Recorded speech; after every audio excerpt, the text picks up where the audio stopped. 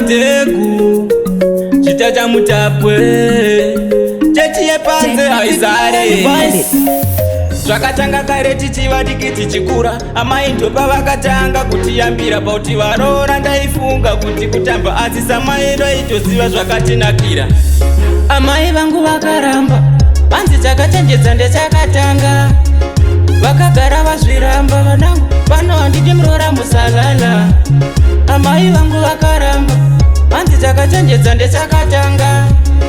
vakagara vazviramba vanangu pano handidi muroora musalala dzidziso yamai yakatiyambutsa kuhope kwataiva vakatipeputsa boys ndaiva ndakashinga kana kuvhunduka kuimbisa pambi mereji tikupinda musvitsa ungati ndemukadzera ndadza kukuwachira anotimanda kuti ndaesa paanodira ukati ndibikire hanzwa nditenga zvakabikwa pandakaona zvadai ndikati bheta kubudira amai vangu vakaramba vanzi chakachenjedza ndechakatanga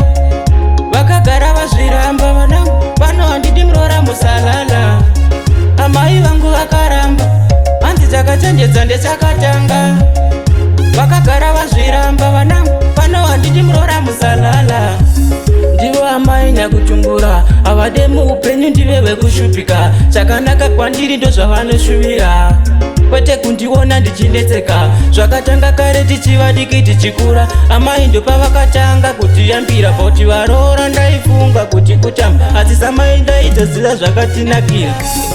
amai vangu vakaramba vanzi chakachenjedza ndechakatanga vakagara vazviramba vanangu pano handidi muroora musalala amai vangu vakaramba vanzi chakachenjedza ndechakatanga vakagara vazviramba vanangu pano handidi muroora musalala dzidziso yamai yakatiyambutsa kuhope kwataiva vakatipeputsa boys ndaiva ndakashinga kana kuvhunduka kuimbisa pambi mereji tikupinda musvitsa ungati ndemukadzera ndadza kukuwachira anotimanda kuti ndaesa paanodira ukati ndibikire hanzwa nditenga zvakabikwa pandakaona zvadai ndikati bheta kubudira amai vangu vakaramba vanzi chakachenjedza ndechakatanga vakagara vazviramba vanangu pano handidi muroora musalala amai vangu vakaramba vanzi chakachenjedza ndechakatanga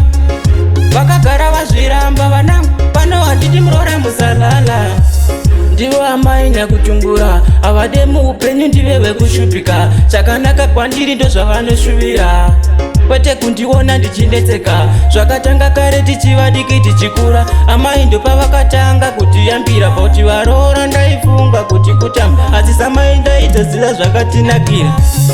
amai vangu vakaramba vanzi chakachenjedza ndechakatanga